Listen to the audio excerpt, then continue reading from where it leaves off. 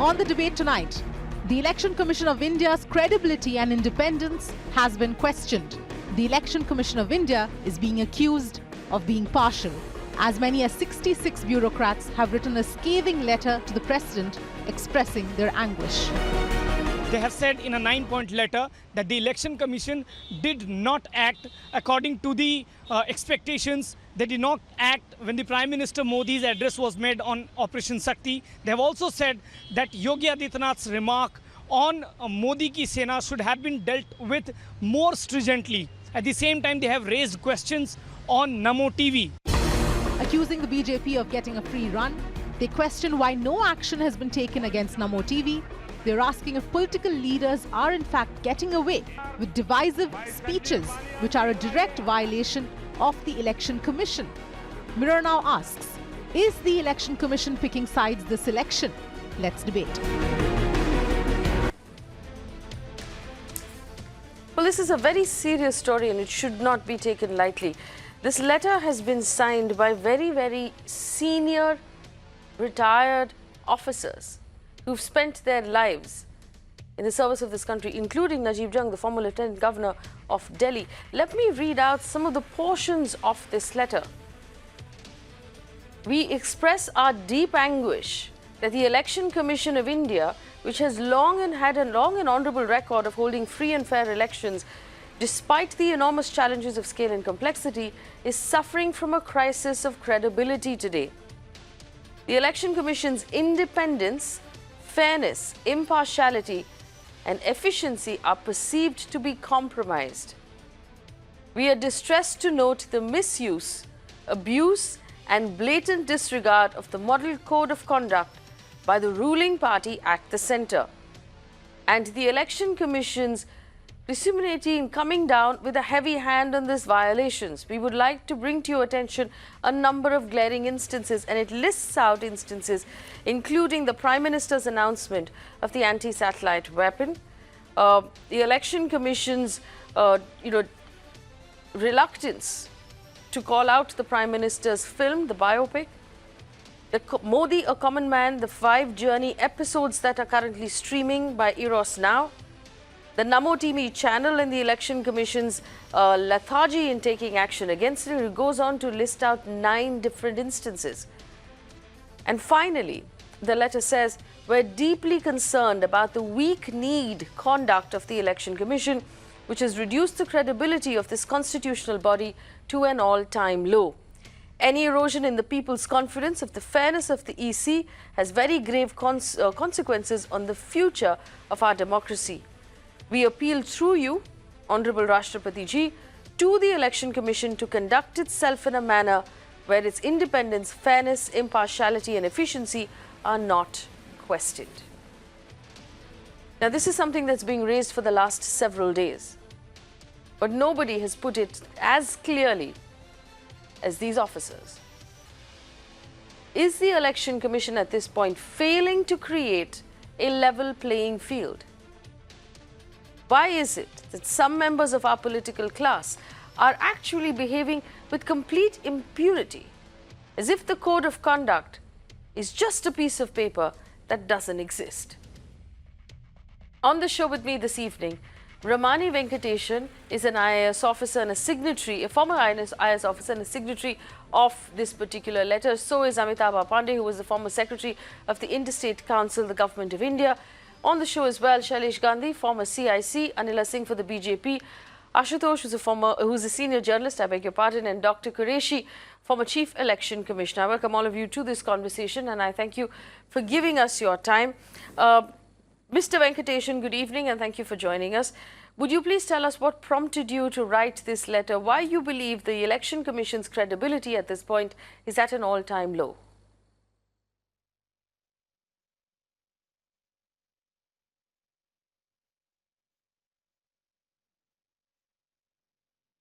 Mr. Venkateshan, if you can hear me? Yeah, now I can hear you. The issue really is that in the course of our careers also, there have sometimes been violations of the Model Code of Conduct. But we generally found that on reports from the either from the election officers or from the returning officer or other officers who are working under the Election Commission, the Election Commission has immediately taken steps to rectify the situation. That, I think, is the problem really today, that unilaterally action is being taken by a particular party. Now, I'm not mentioning any particular party only, but in the present case, it happens to be those from a particular party. And the Election Commission has not come out with any specific directions. At least it could have come out with specific directions on what should be done, or issued certain advisories from time to time on each of these issues. And I think that has been, it has been found severely lacking over the past month. We also did not issue a letter immediately after the code of conduct, but we've been watching this phenomenon develop over the past month. And I think we felt it was time now to call the issue into question and ask the Election Commission to fulfill its duties under the Constitution. Mr. Amit Pandey joins us as well, also a signatory of the letter, former Secretary of the Interstate Council of the Government of India. Mr. Pandey, good evening and thank you for joining us. I want to go over the specific instances in this letter, the first one of which is the announcement of the anti-satellite weapon. You say in the letter that that parading the achievements of a government in this manner after the announcement of the elections is a serious breach of propriety and amounts to unfair publicity. The Election Commission judged that this was not in violation of the code. Why do you believe the Election Commission is going soft on the current government? Well, I can't answer why. I mean, I don't know what their motivations are. But certainly it did go soft. This was a clear breach of propriety.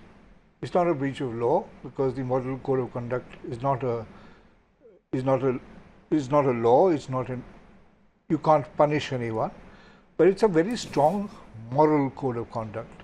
It's a code of ethics which has been derived by consensus by all the political parties, and the Election Commission has been tasked to enforce it.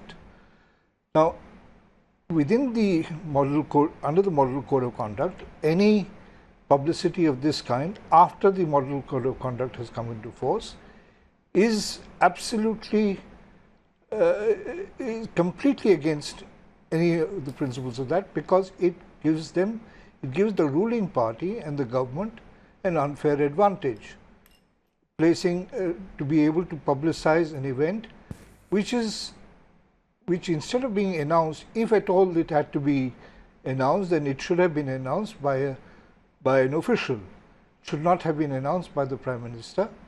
It should have been announced by someone in the DRDO, which is what we have said in our letter. But that too, they have ruled, they have not called it a breach of the Model Code of Conduct for purely technical reasons. Now, this kind of narrow technical interpretation of the Model Code of Conduct is completely against the spirit of the Model Code of Conduct. It's like what is cricket and what is not. So this was not cricket. Well, I want to bring in Mr. Qureshi, Dr. Qureshi at this point. Dr. Qureshi is the former Chief Election Commissioner of India. Dr. Qureshi, good evening and thank you for joining us. You've made a couple of statements as well, but I'm sure you've read through this letter. It's scathing, and it points out and it mentions that the Election Commission of India is currently at an all-time low in terms of credibility and confidence, and it literally calls the Election Commission partisan, and says the Election Commission is choosing sides at this point and actually batting for the BJP. Do you find this letter in any way, do you believe in the substance of the letter? Do you agree with any part of it or all of it, Dr. Qureshi?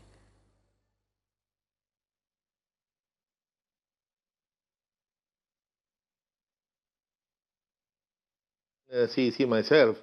But at the same time, the situation having come to this path, that senior civil servants and so many of them have come to the conclusion that this letter had to be written, that itself is a very unfortunate situation. Because in election, perceptions are extremely important. Any institution, more so the Election Commission, has to be perceived to be neutral and fair. if a question is being raised, that's a sad situation. At the same time, I would like to say that perhaps this is inherent in the institutional framework itself. The election commissioners are appointed by the government of the day. And once appointed, although CEC is protected from removal, the other two members are not given that protection. Now, those two commissioners think they are on probation, and since the decisions are taken by majority in the election commission, these two election commissioners who are not protected by the constitution, they may overrule the CEC 10 times a day. Now, which is a bad situation, and we have been demanding, and not just me and my predecessors, that this must change. We are so familiar with the system of collegium. We have judges who are appointed by collegium, the CIC, the CVC, the fact that the laws of the land, when they set up CIC and CVC, they consider collegium is necessary. Therefore, I think at least this appointment should also be done by collegium, and the removal of the other two should also be protected so that they feel safe from the government, and even the perception, because even if the commission acts fairly, the perception also can be that they are not fair, which is also wrong on the commissioner. Do you believe that the commission has acted fairly in these instances? The instance of the Namo TV channel, for example, on which the election commission is silent and the TV channel continues to be on air. The film that was released, the 10-part web series that was released, the ASAT anti-satellite weapon that was announced, and it goes on. Even today, for example, the Prime Minister in 2 speeches made a statement saying first-time voters need to pledge their votes to the martyrs of Pulwama and pledge their votes to those who carried out the Balkot attack and vote for the BJP. This has been expressly, has listed out as something that cannot be done. But he continues to do so. Is the Election Commission being fair?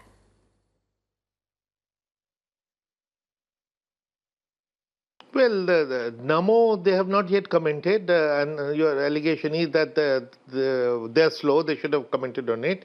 I have an opinion on Namo channel, but I'll come to that later. But ASAT, as far as ASAT is concerned, if I was the CEC, surely I would have found it objectionable, because we have an established law, the rule and the practice, that anything which can be postponed must be postponed. And if it cannot be postponed, it had been pre-decided, then the inauguration is done not by a politician. Even if it was pre-scheduled, then it is substituted by a bureaucrat. And in this particular case, if you see last 20, 30 years, every announcement by DRDO was made by the scientist, and in this case, exception is made and a politician is making the announcement. So this probably required a little different treatment, and I don't know. You said you have an opinion on the Namo TV channel. What is that opinion, Dr. Qureshi? Well, no, since I don't know what election commission is going to decide, but Namo, I would find nothing wrong with the Namo channel in terms of licensing, because political parties own channels, Netas own channels, so that really doesn't matter. For election commission is concerned, however, in two ways. One, that any expenditure on publicity on that channel is subject to expenditure reporting, because all media expenditure has to be reported in the expenditure statement. And secondly, if it is a propaganda and it is the election campaign, its entire content has to be pre-approved by the election commission. I wonder if it is being done. If not, then of course it will invite some action. One more question to you, Dr. Qureshi, before I bring the panel back, is this. The statements made by the Prime Minister today that first-time voters should pledge their votes to the martyrs of Pulwama and the heroes of Balkot and vote for the BJP. Do you see this as a violation of the code? I recently read that an instruction was issued in 2013 that there will be no reference to army, and the army will not be used in campaigning, and that was reiterated by the election commission, fearing that will be the case. To me, prima facie, what I heard today, does sound in violation of those instructions. All right, bringing the panel back right now, I want to go back to my panel. Thank you, Dr. Qureshi. Please stay with us, though. We also have Ashutosh and Shailesh Gandhi, but I want you to respond to what Anila Singh of the BJP says. Ms. Singh, first of all, why is it that the BJP is behaving like you don't have a model code of conduct? And you're going out, and if we just had a conversation with Dr. Qureshi, who is the former Chief Election Commissioner, who pointed out various counts on which the BJP seems to be in violation of the code. And secondly, do you agree with this letter to the President that the Election Commission is currently lacking fairness and impartiality?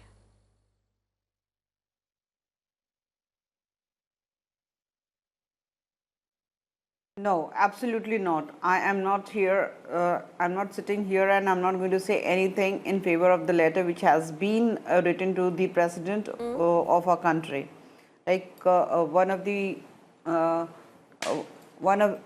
think one of the retired bureaucrat who has signed this letter, he is on your panel and he has mentioned that why they have written this letter, though I do not agree what they say. I totally have a faith in the institutions of our country and I have got faith in Election Commission as well.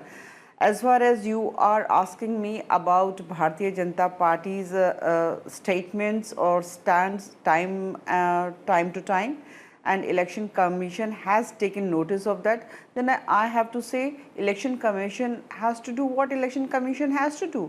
As a Bharatiya Janata Party worker, I can only wait for the decision of the Election Commission, nothing more than that. But at the same time, I'll appreciate, Faye, that you can point out other political parties as well.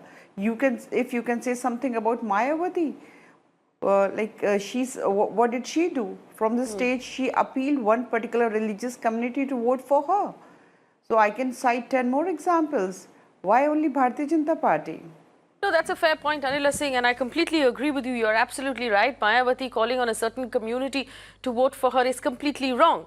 And by that yardstick, Yogi Adityanath making a statement that was religious is completely wrong. The Prime Minister making a statement that was religious is completely wrong. The Prime Minister calling upon people to pledge their votes to Pulwama, completely wrong. Is the Election Commission going soft? And that's the question. Shailesh Gandhi, do you want to respond to what Anila Singh said? There seems to be, and you know, we've had various election commissioners in this country. At this particular point, we seem to be at the weakest. As far as I can see, yes, you are right. The Election Commission is looking very, very weak. But I must also contrast it with the fact that this election is one of the most hatred-filled, anger-filled, abuse-filled election that I can recall. Earlier, this was not the case. To give a simple example, one party calls the Prime Minister a thief, and the other part, and the BJP calls the others as traitors. I have not seen this kind of vociferousness in the country before. However, I do agree with Dr. Qureshi saying that the Election Commission has been soft this time, and it was its role. It's its job to interfere and to issue comments. And I think this started a year back. When the electoral bonds were proposed, the Election Commission should have gone to the Supreme Court and asked for this to be struck down, which it didn't. It's very clear as to what it's trying to do. And what Dr. Qureshi says is true, that the two other commissioners probably feel vulnerable. But that's a sad comment on India. The senior-most public servants of the country do not look at their duty, but are more concerned with their jobs being safeguarded. That, I think, is a slightly sad comment. I'm sure it's true. And what Anila Singh says is also true. Various parties are being extremely abusive. On the Namo TV, I agree with Dr. Qureshi, unless there is some illegality, I don't see anything wrong. I cannot say that there's something wrong with... there's a restaurant which has come up in Tuticorin called Namo Restaurant, modeled on Mr. Modi. No. You can't blame all that. These are individual private parties. Mr. Gandhi, which are taking their own the reservation with Namo TV, and I'll go over to Ashutosh, who will be able to do a better job of explaining this, is that there are regulations for television channels. You have to first decide what category you are in. Are you news? Are you entertainment? Are you GC? Are you advertisement?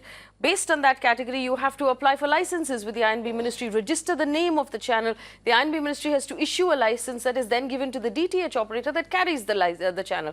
Also, when you apply for that channel, the logo carries the Prime Minister's face and his photograph, for which you have to get express permission from the Prime Minister's office to put his logo on a channel like this. And if it is in the category of advertisements, then Dr. Qureshi's point of the fact that all content will need to be cleared by the Election Commission. We don't have any of these details because the Election Commission hasn't given us any of these details. They've asked for a response from the IB Ministry, but we don't know what that response is. Ashutosh ji, do you believe the Election Commission is going soft in the knees right now? Is the Election Commission weaker, or are the politicians that much more powerful this time?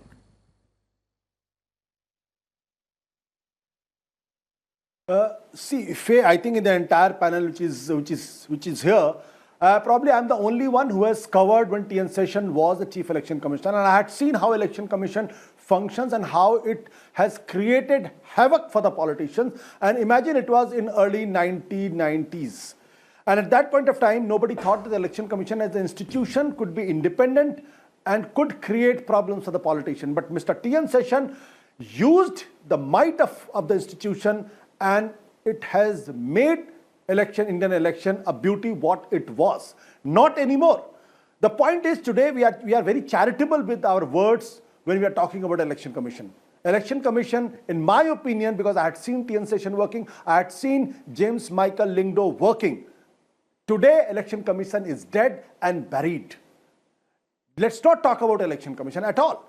How can you imagine, here is the Prime Minister who is saying, when Rahul Gandhi is going to file his nomination, he's saying the majority has become minority and minority has become majority, and that is why he has gone to. It's a clear-cut violation of the Model Code of Conduct. There cannot be a more brazen and the blatant violation. And today he has again used the Bala court.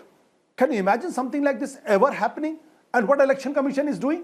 Election Commission can issue a notice to Mayawati because she asked vote in the name of Muslims. But Election Commission has not issued notice to the Prime Minister of this country, who happens to be the top leader of the BJP, on the issue of majority-minority issues. The Election Commission will not will not send a notice to the Prime Minister on the issue of Balakot. The Election Commission will not send a notice to Yogi Adityanath, who has made a statement that "Aapke paas to Ali aur hamare paas Bajrang Ali." What kind of Election Commission we have? Today, Election Commission is not independent. Today, Election Commission has become a department of Government of India, directly reporting to whomsoever I don't want to spell out. The fact is, these retired bureaucrats have become so servile, I'm sorry to use this word, so servile, that they are not loyal to the institutions, but they are loyal to their political masters. And it is because of this, today, the election, this election has become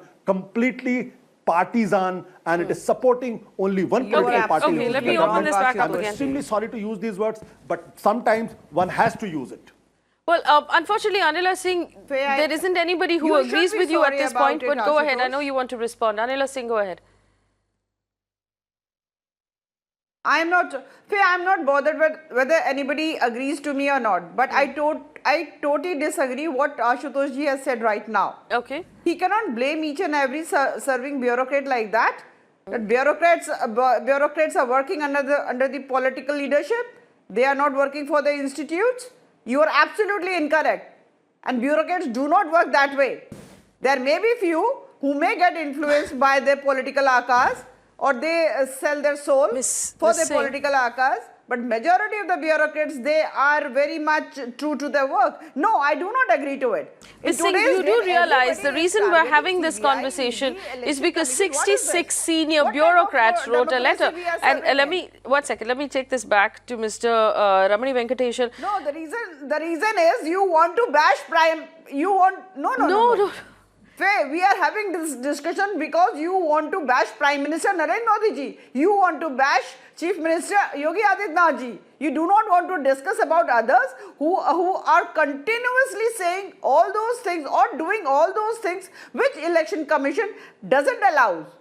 No, This no. is So one totally a second. So biased Anila Singh, And I really fail one to second. Anila understand. Singh, listen to my I question. respect Ashutosh ji as a नहीं journalist. one second. Anila जी आप सुन लीजिए सवाल सुन लीजिए आपका कहना है कि there are other people who are continuously doing things. One second, ma'am.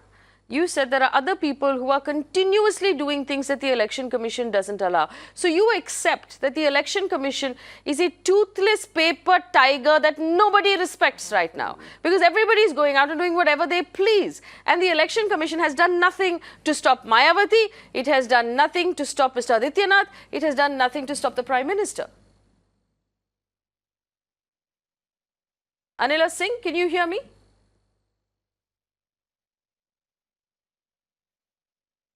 We'll come back to Anila Singh. Going back to Mr. Venkateshan. Mr. Venkateshan, the 66, former bureaucrats. Okay, one second. Ashutosh, go ahead.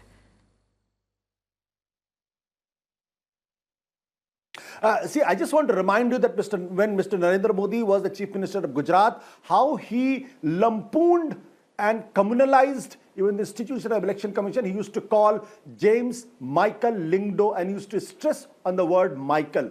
Because the purpose was when Mr. Lingdo did not succumb to the pressure that elections should be preponed or should be held before. So he continuously fought with a very powerful chief minister and he did not succumb. And that is why his name was used. A specific focus, insistence was on the word Michael to communalize the electorates of Gujarat. It's a different matter altogether whether did it make a difference or not. But yes, he did win the election. The fact is the same man is again using the similar words. I'm just saying there is a history behind it.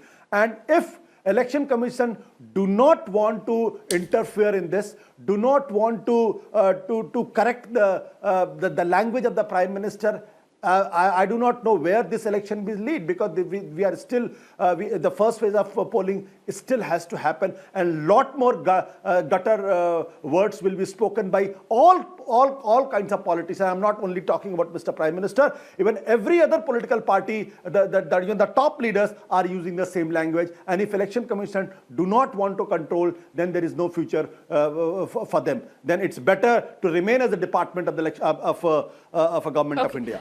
Mr. Venkateshan, just taking you back to the letter right now and the instances that you have brought up. You've brought up at number 7 the statement made by Mr. Adityanath, the Chief Minister of Uttar Pradesh, where he brought up, Modi ke Sena.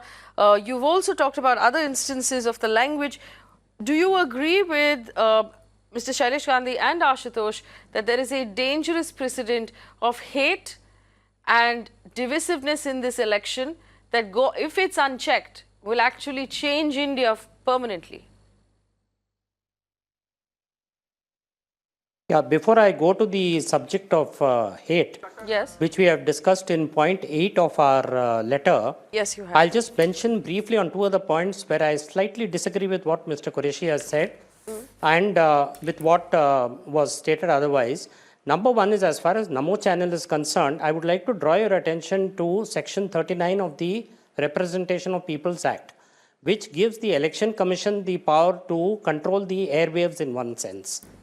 In the sense that the Election Commission can decide about allocation of time on cable TV and related electronic media between different parties and so on.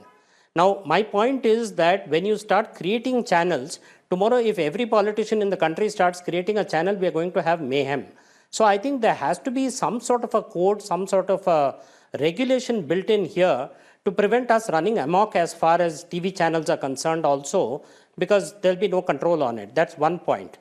The second point is, as far as the powers of the Election Commission are concerned, Article 324 is very clear. The Supreme Court rulings are very clear. The Election Commission has wide-ranging powers which go beyond the laws of the land. If the law of the land is silent on any point, the Supreme Court says that the Election Commission can pass necessary orders even when the law is silent. So that means that nothing prevents the Election Commission from going ahead. As far as the third issue is concerned, this is our usual sort of example of whataboutery. I'm sort of abusing you, but others are abusing me. So let's all sort of abuse each other. But the point we have made in point number 8 of our letter is all hate speech should be proceeded against very promptly and very sort of decisively by the Election Commission. It is a fact, as Mr. Gandhi said, that this is one of the worst elections as far as, and this is the trend that has built up over the past few years, that it is one of the worst elections as far as viciousness is concerned, in terms of no decorum, no decency as far as language is concerned. And unfortunately, when one party starts it, other parties start it, everyone is indulging in the same sort of rhetoric.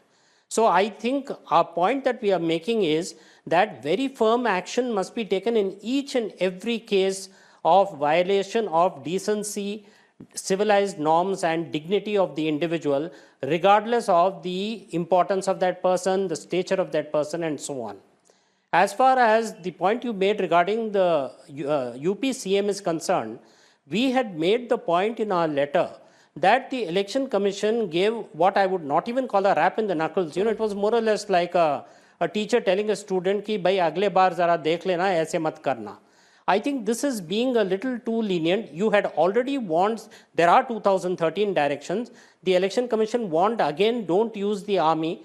Now, when you say don't use the army, don't use their pictures, don't use their photos, it obviously also means don't talk about them. You don't keep talking about individual cases and saying that, they've done this, they've done that.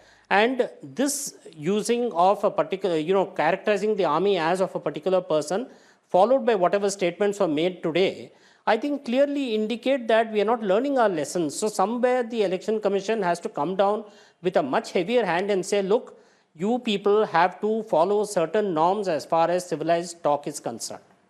Well, I have some interesting questions that our viewers are raising as well. Vidyahar Perse has a question saying, can the Indian citizen complain about the Election Commission of India? And if they want to, who do they complain to? Dr. Qureshi, if there is a citizen who wants to complain about the Election Commission, who do they complain to?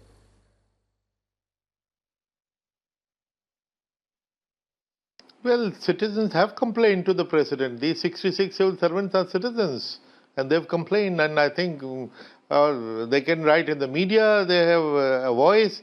Someday the voice will be heard somewhere.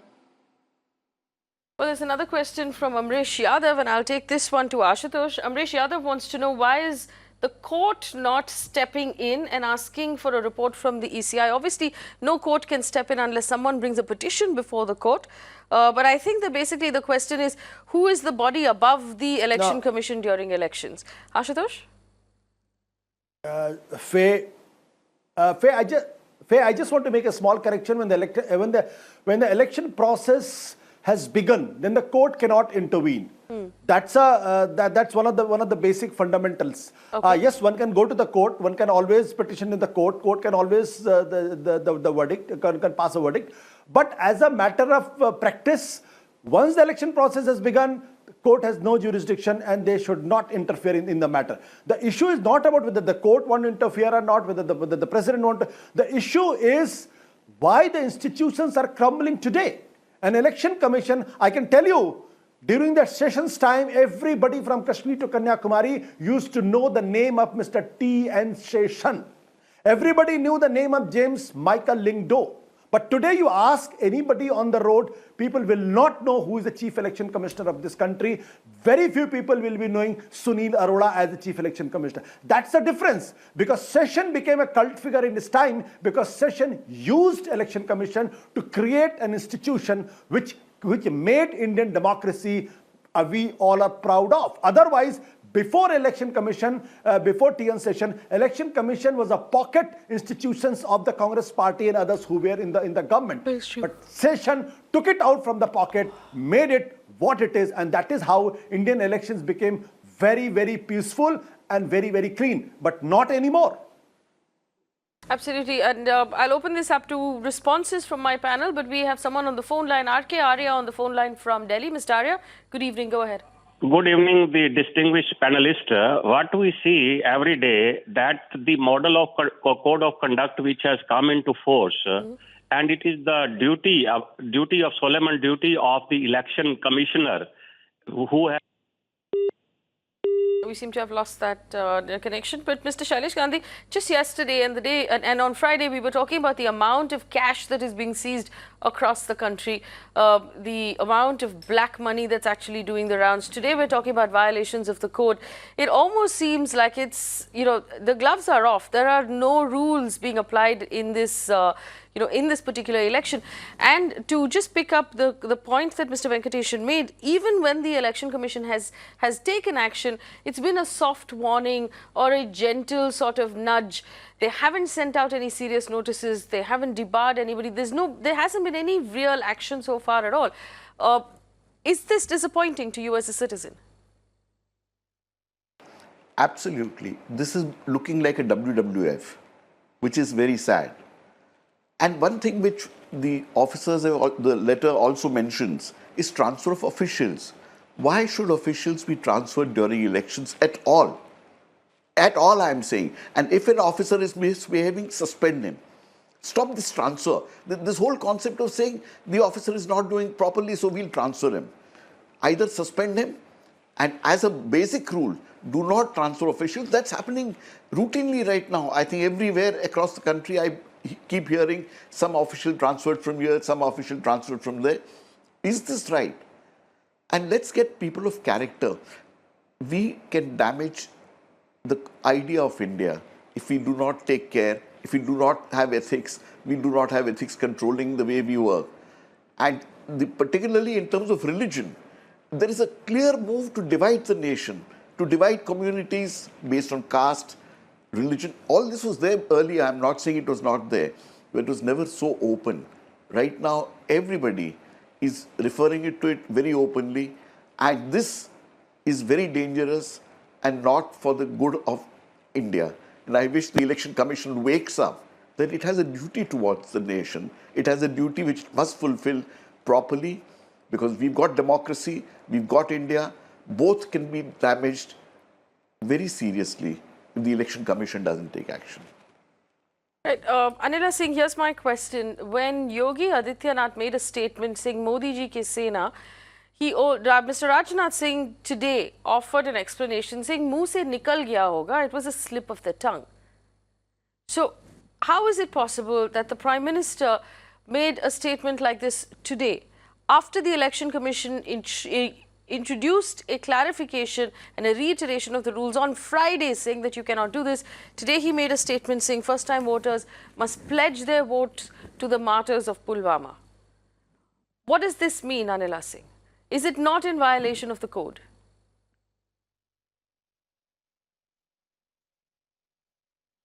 I don't think so. And if it is, then Election Commission will do its job. And what is the harm when the Prime Minister appeals to all the first-time voters that you should come out and vote, and you should vote for all the martyrs, for all the soldiers, for our nation, for each and every citizens, for all the people who are contesting this election. So I don't think so there is anything wrong in that. But I have a question from Ashutosh ji. Just now he mentioned the names of the two previous election commissioners. What rest of them were doing, Ashutosh ji? You should clear that as well. One of them is our co-panelist as well, Mr. Qureshi. What about him? Didn't he do his job properly? Let me make this very clear. Anila ji, I think yes. Go ahead. Let me answer. Anila, I think you are trying to create some kind of politics between me and Mr. Qureshi sir. I have a tremendous respect for Mr. Qureshi, and Qureshi ji has done a tremendous job. But I also want to tell you that how the institution has crumbled. It started crumbling during the time of the Congress party when Naveen Chawla was made the chief election commissioner. You were just mentioning. No, don't interrupt. Don't interrupt, Ms. Singh. Don't interrupt. Go ahead, Ashutosh. Because you want to do politics. Because you want to do politics. You want to do politics. Please do politics, and you are very good at that. The point is very simple. What the point I was trying to make is that unless institutions are being protected, this country will not survive. I just want to make a very small point. The Election Commission made it a point that army will not be used. And after 2 days of this announcement, the BJP comes out with a film. In that film, which was released by the Prime Minister, Mr. Modi, the pictures of the army men were used. And nothing has happened. Election Commission did not even bother to send a notice to the BJP. There cannot be a bigger tragedy than this, that you make an announcement, you don't want to act on that, and everybody has seen those pictures on the social media and other platforms. Well, let me make it very clear to Anila Singh, when you say you don't see anything wrong, Ms. Singh, let me tell you what is wrong. The Election Commission's guidelines say very clearly no politician is to use the photograph or the mention of the forces in their campaigns. They are to desist from using the forces in elections in any way. This is precisely what the Prime Minister did today. But I saw Mr. Amitabh Pandey's hand go up. Mr. Pandey, go ahead. You had a point to make. Yeah, I'd like to make a few quick points. First of all, I'd like to remind people that in 2009 UP Assembly elections, our co-panelist Mr. AQ Qureshi as the Chief Election Commissioner ordered the BSP to drape all the elephants in the parks created by Mayawati, because the elephant was the symbol of the BSP, yes. And he felt that it would have an undue influence on voting behavior. Now, this was one kind of exemplary order where something quite innocuous, certainly not illegal, was frowned upon by the Chief Election Commissioner, and he ordered that they should be draped and covered, and that order was carried out. Now, is that the kind of Election Commission we expect to have now? Two, the Election Commission has enormous powers. It is the only agency which has a completely open-ended remit, and for the conduct of free and fair elections, it can intervene in ways in which no other authority can, because it is not bound or it is not circumscribed in any manner. Three, when the elections are so polarized and so divisive, the role of the Election Commissioner becomes doubly, trebly, so much more important, because this is the time when all kinds of, when the animus is high, this is the time when they have to come down much more strongly on the ruling party. And fourthly, the ruling party, because it is the party in power, has to be far more circumspect in the exercise of power, and to be seen as having the high moral ground. Now, the onus is on the Election Commissioner to ensure that the ruling party does not misuse or abuse its power because it is in a position to do so. And therefore, to say that why aren't we saying the same things about the opposition, because the opposition is not in power. So therefore, their responsibility is to some extent diluted by the fact that they don't control the levers of power at this stage. Well, I want to ask Mr. Qureshi, Dr. Qureshi this question. Dr. Qureshi, what can the Election Commission do in these cases? What is the extent of the power? Is it, because so far we've seen soft warnings being handed out. But do you believe there is perhaps merit here for stronger action? I think so. I think so, because although model code is not a law, but its moral authority is very high, and coming down heavily on any violation is expected of the Election Commission. In fact, I would like to mention that in my time, although pardon my talking about myself, we charge sheeted not one, not two, but three union ministers, including the law minister of the land, who is our administrative minister, who gives us the budget, who answers parliament questions for us. And since he violated the model code, we censured him. And there is no appeal against the censure. So we went to that extent. Of course, I made a lifelong enemy, which is all right. But then these are the kind of actions which are expected of us.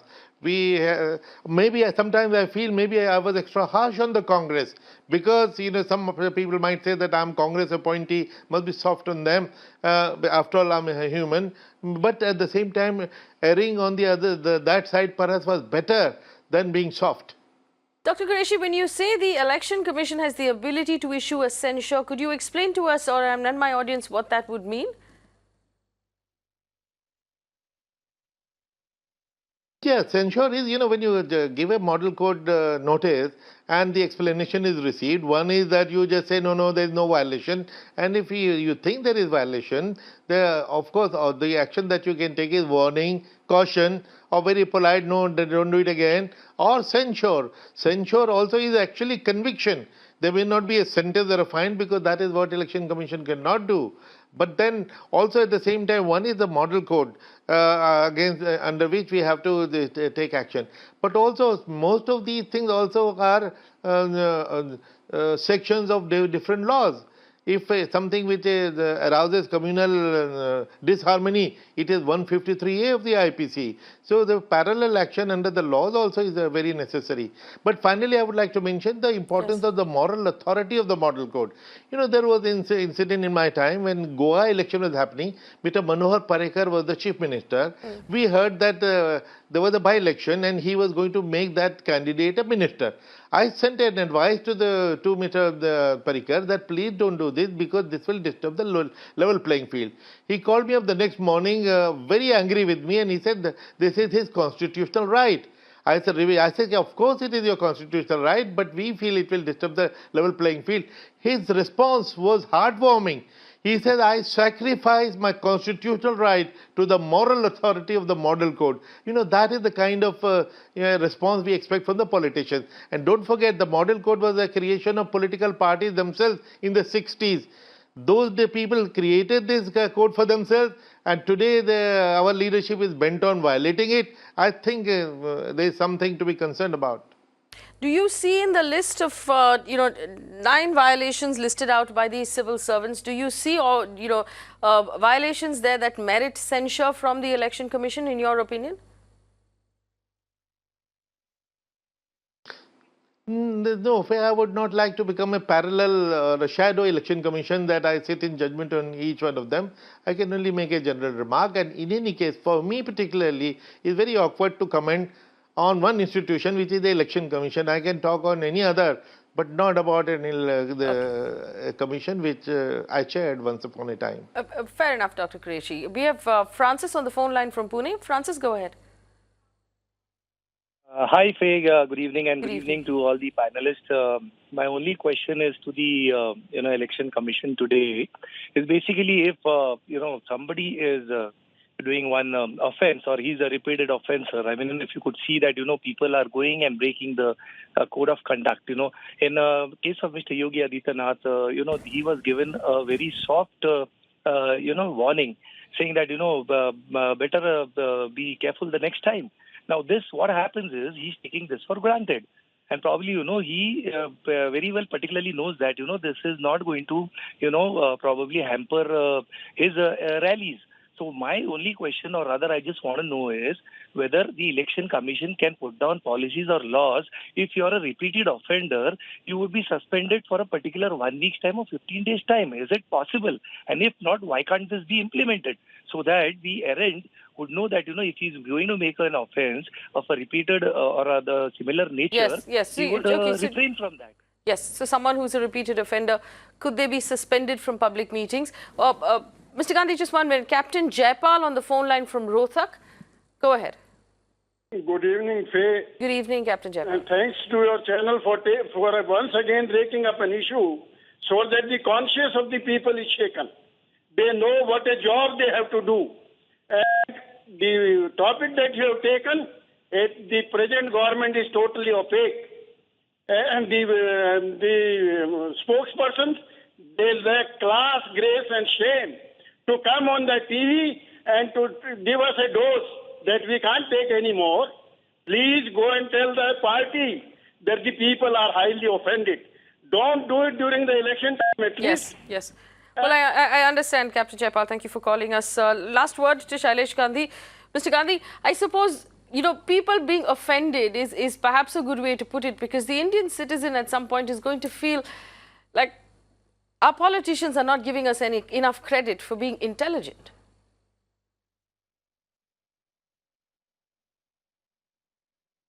I believe the Election Commission has a great moral standing, and it's by moral standing that you stand out.